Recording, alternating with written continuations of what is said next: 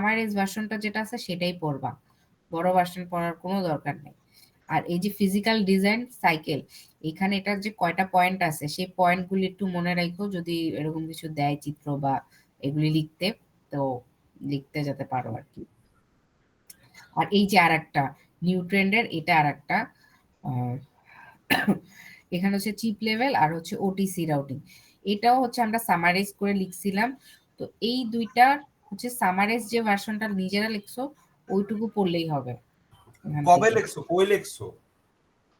তুমিও লিখছিলা, তুমি অনেক কিপটামি করে একটা পেজের মধ্যেই লিখে নিয়ে আসছিলা। ও আচ্ছা আচ্ছা, ওইটা। ওইটা। তারপরে হচ্ছে ডিজাইন স্টাইল। ডিজাইন স্টাইলের মধ্যে এই যে 4 পদ আছে, 4 পদ কিরকম কি কাকে বলে জানি না, আমি পাই না। আল্লাহ, আমি নিজেই ফার্স্ট টাইম দেখতেছি। এখানে দুইটা দেওয়া আছে, ফুল কাস্টম আর হচ্ছে স্ট্যান্ডার্ড সেল, আর বাকি দুইটা হচ্ছে স্লাইড বইয়ে দেওয়া। এই দুইটা ইম্পর্টেন্ট, এই দুইটা না, এই দুইটা বেশি ইম্পর্টেন্ট। ফুল কাস্টমার স্ট্যান্ডার্ড সেল। হুম। আর এটার দ্বারা বইয়ে একটা জিনিস আছে, বইয়ে দুইটা টেবিল আছে, ওই টেবিল দুইটা ইম্পর্টেন্ট, ওই টেবিল দুইটা থেকে কোশ্চেন আসবে।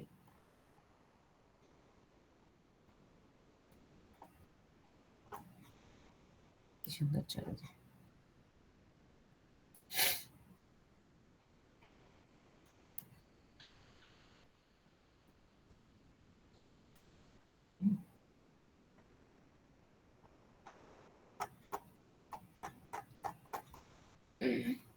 যাইস না আর একটু,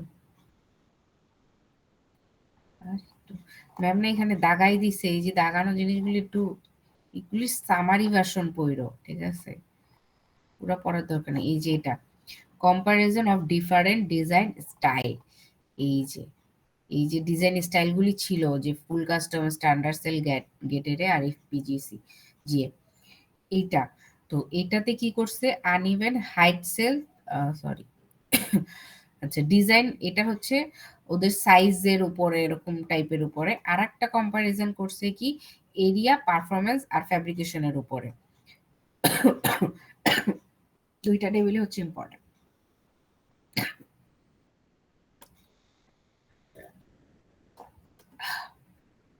এই টেবিল দুটো থেকে যে কোনো একটা আসবে। আপু খাতার মধ্যে তো লেখা ফিজিক্যাল ডিজাইন সাইকেল আর ডায়াগ্রাম, তাই কি টেবিল লাগবে না ফার্স্ট স্লাইডেরটা হইলেই হবে? এটা কিন্তু আলাদা জিনিস কম্পারিজন। আর যেটা ওই ডিজাইনের কথা বলছিল সেটা, যেটা ওই যে বলছিলাম যে পয়েন্ট কয়টা, যেটা কয়টা ভাগ আছে ওইটা, এই যে এটা আমার মনে হয় না এরকম পুরো এরকম ডিটেলস ডায়াগ্রাম আঁকা লাগবে। ডিটেলস ডায়াগ্রাম তো নিজেই এখানে বুঝেই যাচ্ছে না জিনিসটা।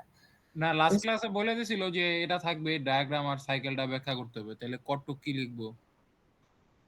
এই যে এগুলির হালকা পাতলা 1-2 লাইন করে, যে যদি এরকম কোশ্চেন আইসেই যায় তখন এই যে এটা হালকা একটা চিত্র যেরকম বোঝা দিতেছে, বোঝা যাচ্ছে হালকা।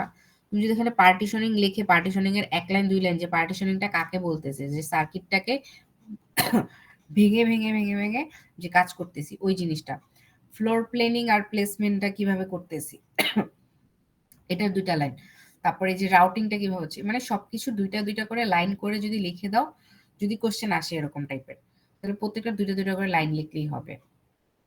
যে তাহলে বোঝা যাবে যে ফিজিক্যাল ডিজাইনটার মধ্যে এই কয়টা জিনিস আছে আর এরা এইভাবে কাজ করতেছে।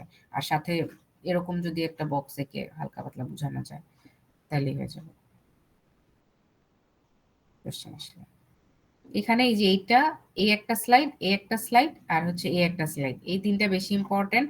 আর হচ্ছে ওই 2টা ছক, এরপরে হচ্ছে এই যে এরা 2জন আসতেছে ইম্পর্টেন্ট। এই 2জন বলতে 4টা সম্পর্কে জানতে পারো, বেশি ইম্পর্টেন্ট মেবি এই 2টা। এই ডায়াগ্রামটা আলাদা করে ছবি দিয়েছে।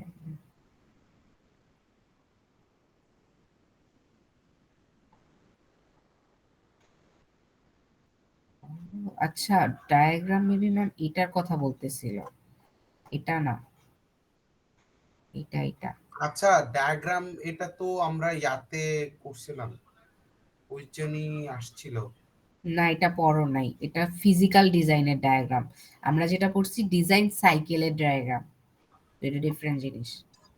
ওকে ওকে, আমি কোন এখানে কি জায়গায় জানি সাজিদের খাপে দীক্ষা লিখছিলাম মনে নেই। ডায়াগ্রাম মেবি এটা যে নিউ ফিজিক্যাল ডিজাইন সাইকেল এটার কথা মেবি বলছেন। আচ্ছা, এই চিত্র আর সাথে ওই যে ওই লেখাগুলি যদি হালকা পাতলা লিখে দিতে পারো হয়ে যাবে যদি আসে। এই হচ্ছে সিলেবাস। জানি না কতটুকু বুঝাইতে পারছি। আমি এটুকুই বুঝছি, আমি এটুকুই পারলাম।